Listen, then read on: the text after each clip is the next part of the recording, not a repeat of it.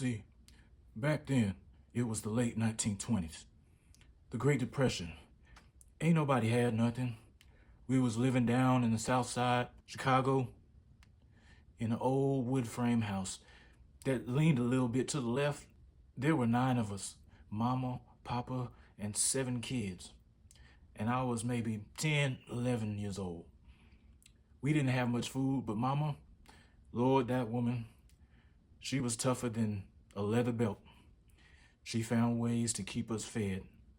And one of them ways was bathtub gin. Yep, homemade liquor. Strong enough to burn your throat, make your eyes water. Mama didn't drink it, but she sold it. Everybody did back then. Half the block was running gin out the back doors. It wasn't about getting rich. It was about keeping beans in the pot and shoes on your feet. There was this man named Earl. He used to come every few days with a big metal jug and everything. He'd bring that raw stuff and mama pay him with whatever she could scrape up. $1, some bread, a promise. Then she'd pour that cloudy gin into little jars and clean pickle jars, old medicine bottles, whatever she could wash out. And my baby sister, Ruthie, she was the one who sold it. She was just a kid. She was 8 years old, maybe 9, but mama trusted her with more than most grown folks. Ruthie had these bright eyes and big old smile and a way of talking that can make any hard person soft. She'd stand by the back door, all polite and careful, selling to whoever knocked on it. And there was a system to it, you see.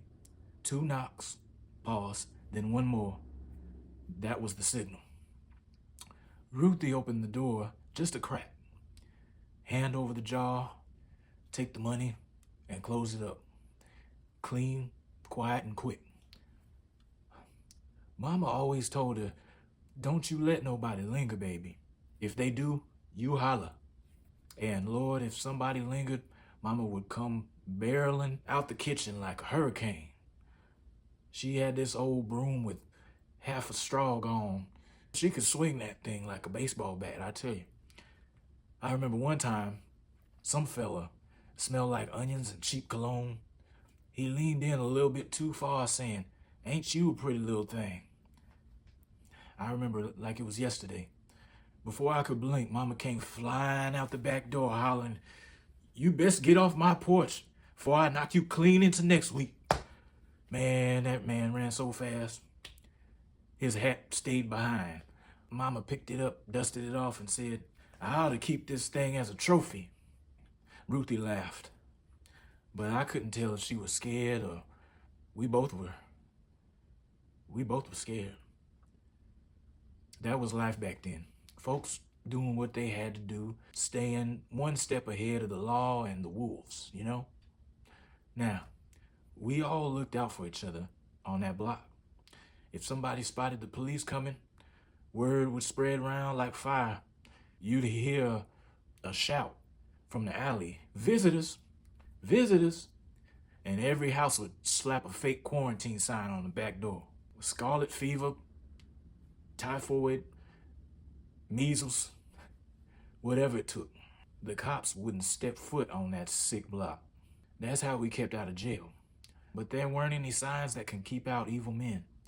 I remember that day, plain as anything, hotter than devil's breath. The street smelled like tar and sweat. Mama was inside humming over a pot of soup, mostly water and cabbage. I was sitting by the window, whittling a stick, watching the dust twirl outside. Ruthie was in the back pouring gin into the jars, her little hand steady as a grown woman's. Then came that knock. 2, pause, 1. Ruthie wiped her hands on her dress and smiled. That's Mr. Gray. He always buys 2. But it wasn't Mr. Gray. I peeked around the corner and saw him. This tall man, brown hat, pulled low, sharp suit, but something off about him. He had a kind of grin that made your stomach turn. Ruthie held out that jar. 15 cents, sir, I remember her saying. He didn't take it. He just stared at her real long. Then he reached out, but not for the gin. He grabbed her wrist. I heard her yell, "Mama!" Before I even moved, my mama dropped her spoon and came a-running. "Get your filthy hands off my child," she screamed. She swung that broom with fire. I remember. But that man was strong. He yanked Ruthie towards the door, dragging her little body halfway outside. I jumped, my heart pounding. I wasn't too much older than she was, not knowing what I could even do. I was just a scrawny little boy, but started yelling anyway, "Let her go, let her go." Then, and I swear to God, son, from across the street came the sound of a trumpet. Just one long, sharp note that cut through the noise like a blade. Everything froze. We all turned, and across the street, standing in the shade, was a man in a dark suit holding a trumpet. He started walking towards us, slow and calm. Didn't look scared at all. Didn't even look angry, just sure. When he got close enough, he said in a deep, gravelly voice, "Let that little girl go." That's what I remember. And the man still had Ruthie by the wrist. He said, "Mind your business," and snapped. But the trumpet man, he looked at him, not blinking, the same still look my granddaddy used to give when he was about to lay hands on somebody. I said, "Let her go." Now, something in that voice made the man hesitate. He loosened his grip just a hair. My mama took her chance and swung that broom like she was hitting for heaven. Crack! Right across his back. He howled, stumbled, and ran off down the alley, cruising all the way. Ruthie fell to the floor crying. My mama scooped her up, holding her tight, saying, "It's all right, baby, you're safe." Then that trumpet man stepped onto the porch, took off his hat, and said, "Ma'am, you did just fine." I looked at him, really looked. That face, that smile, and I knew, "Mama, that's Louis Armstrong." He chuckled and said, "Well, last I checked, that is me." My mama's eyes went wide. Lord have mercy. "Mr. Armstrong, I thank you." He waved her off. "No need for thanks, ma'am. I was just across the street and heard something didn't sound right. Can't turn my ear away from trouble, not when a child's crying."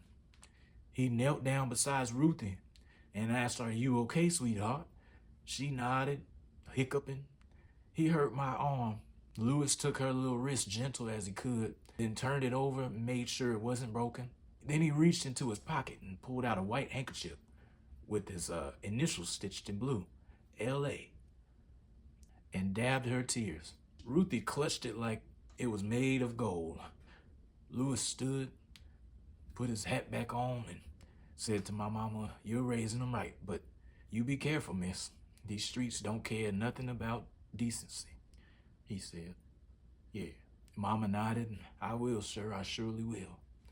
Then he tipped his hat and walked off down the street, humming. We never seen him again. Mama stopped selling after that gin for a long time. "No dollar's worth my child," she said. She used to say that. Sometimes at night, when the city gets quiet, I swear I can still hear him. That trumpet singing in the distance reminded me that even in the darkest times, there's folks out here listening. Folks who care enough about to step across the street when the music don't sound right. Yeah. That was a scary day. But Louis Armstrong saved my sister that day. He did.